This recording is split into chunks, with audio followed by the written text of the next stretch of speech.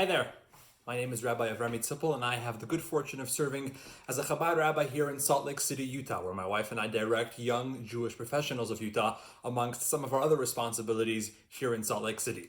I'd like to share with you a brief message about this week's Torah portion, one that's always been a favorite of mine and has always had deep inspiration and meaning that I've always loved and appreciated, and I'd like to share that message with you, the viewers.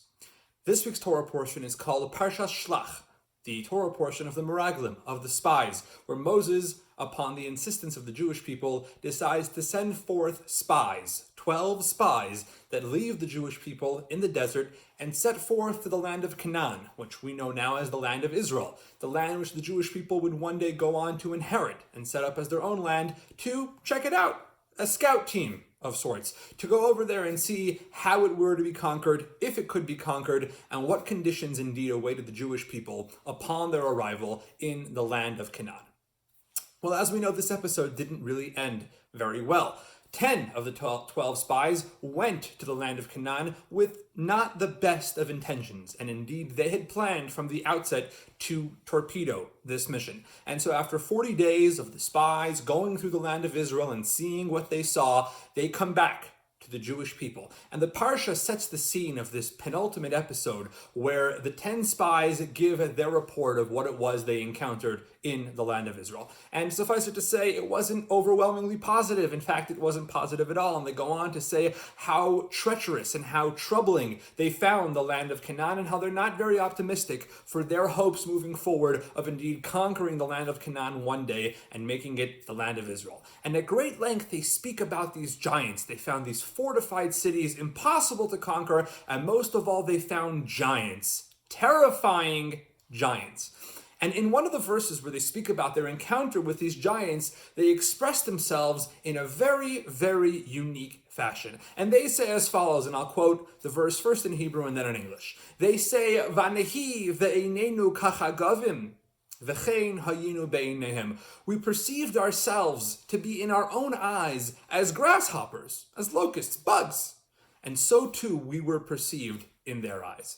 Obviously, Rashi, the biblical commentator, comments on the fact how exactly did they know how they were perceived in the eyes of the inhabitants of the land of Canaan. And Rashi gives an explanation that actually God had set it up, that the giants in the land of Canaan should be very occupied with funerals when the spies came to the land of Canaan, so they shouldn't notice these people moving around. And at one point, they chanced upon one of these funerals, and the spies decided to go up and hide in a tree. And they overheard one giant saying to another, "Look at these men who look as if they are grasshoppers." That's how small they were in the eyes of the giants. Jewish mysticism analyzes this verse and has a pretty basic and simple question. If the problem that the spies had were that the giants perceived them to be so insignificant, that they were as insignificant as locusts in their eyes, and as a result of that as being perceived so insignificant that bothered their own self-esteem, seemingly the wording in the verse should be reversed. We were perceived in their eyes, in the giants' eyes, as grasshoppers, and ultimately, that's what led us to believe about ourselves, that we too are grasshoppers. But that's not what the verse says. No, the verse goes the other way around. The verse first says, "Vanehi ve'einenu kachagavim." We perceived ourselves as grasshoppers. V'chein hayinu be'eineim, and so too we were perceived by the giants. And Jewish mysticism teaches us something profound, such a powerful lesson and such an applicable lesson that can be found in this verse. The spies' greatest problem was that they perceived themselves to be as insignificant in relation to these giants as grasshoppers. That was an existence which existed in their own mind long before they ever knew what the giants actually thought of them. And that perceived slight, that lack of self-confidence, that inability to believe in themselves, the fact that they felt so insignificant, that was actually what led the giants to view them as being so insignificant. It's not what somebody else thinks about us that is the cause, which leads to the effect that we feel the same way about ourselves. No, says the Torah. It's what we feel about ourselves. It's our perception of self that so often leads those around us to mirror that perception that we have of ourselves and think about us what we think of ourselves. And indeed, if we find ourselves in a situation which may seem daunting and overwhelming, but we feel like we have the wherewithal to accomplish whatever it is that we need to accomplish in that given situation, undoubtedly, that is the truth. There's a beautiful saying that goes, and I always love this saying, whether you think you can or you think you can't, you're right. If you find yourself in a given situation and you feel like you have what it takes, you have the guts and whatever it is that you need inside you to succeed in that given situation, well, that thought process itself is what will allow you to prosper and succeed in that situation exactly as you foresee in your own mind. But if you come to a situation and you feel insignificant, you feel like you don't have what it takes on the inside to succeed in that situation, well, then you're probably right too, because that attitude is what's going to set you up to unfortunately not be able to succeed in that given situation. And that is the powerful message that we learn from the episode of the Miraglim of the Spies. This coming Thursday, June 25th, the 3rd of Tammuz, World Jewry marks the 26th yahrzeit, the anniversary of the passing of the saintly Lubavitcher Rebbe, Rabbi Menachem Schneerson of saintly memory. Great giant, the greatest rabbinical figure of the 20th century, who one of his primary accomplishments, which radically changed the face of world Jewry as we know it today, was his dispatching, his sending forth shluchim and shluchais, rabbis and rebbitzins, emissaries to serve Jewish communities in thousands of cities around the globe. In honor of the Rebbe, I'd like to share with you a very, very profound episode, a very, very brief episode, which has always had such a deep impact on my life, and I hope the same applies to you. One of the first emissaries that Chabad sent out here in the United States was a man by the name of Rabbi Moshe Hecht of blessed memory, who was dispatched to serve the community in New Haven, Connecticut. Being that he was of senior stature and he was one of the first young Chabad rabbis on the block, he merited to have numerous correspondence and various personal audiences with the Rebbe, and the Rebbe was obviously a very, very prominent guiding force in his work with the community in New Haven, Connecticut. In 1974, Rabbi Hecht was going through a particularly challenging time in his career serving his community, and he wrote a series of letters to the Rebbe in which he asked for the Rebbe's help, guidance, blessing, because he was really struggling. He was really having a very, very difficult time. And as he expressed himself in his letters to the Rebbe, he felt that his community needed a certain figure, a certain person who had a very, very unique skill set to succeed in serving that community. And as he felt at that moment in time, he just wasn't cutting it. The Rebbe, as the Rebbe was off to do, replied to Rabbi Hecht's letter, not by penning him a lengthy response, but by actually responding on his actual letter, on the paper of his actual letter. The Rebbe scribbled just a few lines of response, which radically changed Rabbi Hecht's life. Once I heard the story, it radically changed my life, and I hope you'll appreciate it as well. The Rebbe wrote to Rabbi Hecht, and the Rebbe paraphrased the verse from the prophet Jeremiah, Terem yikro va'ani ana, even before they have called out, I have answered them. And the Rebbe said to Rabbi Hecht that I have taken the advice of your letters, and in fact, I have sent to the community in New Haven, Connecticut, exactly the person that you describe in your letters that community needs, with that exact skill set and all the capabilities that you believe the community of New Haven needs. Good news. I already sent someone with that exact set of skills to serve the community in New Haven, Connecticut. The name of that person is Rabbi Moshe Yitzchak Hecht.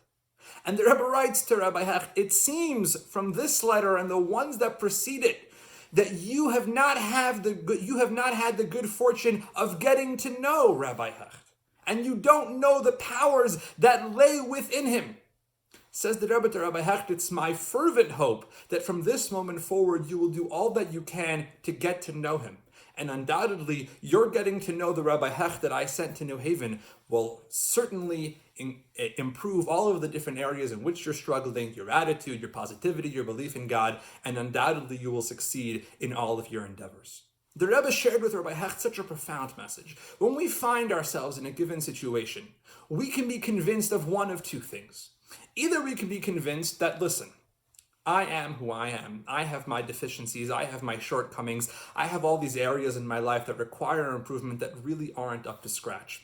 So maybe my community can shift their needs. Maybe my community will be able to welcome someone who's lacking like me, because I don't really believe that as I am currently constituted, I have inside me what it takes to serve my community and really provide for them what they need. Or, says the Rebbe, you can choose to view the exact situation, but from the opposite perspective. My community needs what it is that they need, an exact list of needs and requirements. Well, if I am in this community, must be that I am the right person for this job, and I am the person who can serve this community in such a unique fashion like nobody else can do it the world over. If I find myself in this particular situation, it must be for the reason that I can do for this community exactly what this community needs like nobody else can anywhere else in the world. And with that attitude, with the belief and the confidence that you have the unique skills to serve this community in a way that nobody else can, undoubtedly, you will have those exact skills and capabilities that you need to serve your community in a way that no one else can. These ideas, the ideas of belief and of really having an understanding that being in a given situation must mean that your being in that situation is for a particular reason, so that you can do something that nobody else can, has always meant a lot to me, and I'd like to share with you why that is. As a young boy and into my teenage years, I was sexually abused for a number of years, and it was something which I only really came to grapple with and accept and find a place for that in my life later on in my life, in my more adult years. And I always found an interesting dynamic that initially I used to chuckle at, but I really found to be extremely powerful. Within the community of those who are recovering from sexual abuse, there's always kind of this banter about using the term victim or a survivor. People will refer to themselves as a victim, and others will correct them and say, well, no, you're not a victim, you're a survivor. And I used to chuckle. Semantics, victim, survivor, potato. I mean, it's a word choice, really. What lays at the core of the difference between being a victim or a survivor? They both describe what you've gone through. They both describe where you are now in life. What really that's at the core of such a difference? And as I saw this Parsha again, and I came across this story from Rabbi Hecht again, and as I had the ability to internalize those messages in my own life, I realized the profound meaning that all of these episodes showed me personally in my life. In life, we can choose to label ourselves victims. I mean, technically that's correct. Someone who has undergone childhood trauma or any sort of abusive experience by default is a victim of those experiences. There's nothing incorrect about that. Or they can choose to view themselves as a survivor, which again is technically correct, but think about the meaning that lays inherent between being a victim or being a survivor. A victim is someone who chooses to be victimized, to allow themselves and all of their life choices for the rest of their lives to be dictated by previous experiences. And it gives them, in a certain sense, the ability to throw up their hands, albeit justified, and say, woe is me, woe are my experiences, this is what life has dealt me. I can't move on. I can't soldier through this. I can't keep on pushing. I can't keep on fighting. I am going to relegate myself to being a victim forever. Or we can view ourselves as a survivor. Yes, this happened to me. No one's going to deny that. And yes, I need to take the steps that I need to take to recover from that in the appropriate fashion and do the things in my life to live the most healthy and beautiful and productive life possible. But I will never let that define me. I am a survivor. I am someone who chooses to think to myself that I have the ability to move on, to soldier on, to fight on, and to make the world better for others. And if that is what I think about myself, undoubtedly, those are the capabilities and the tools and the wherewithal that I need from God to indeed be able to live all of my dreams. I hope you find this message meaningful. Thank you for watching, and Shabbat Shalom.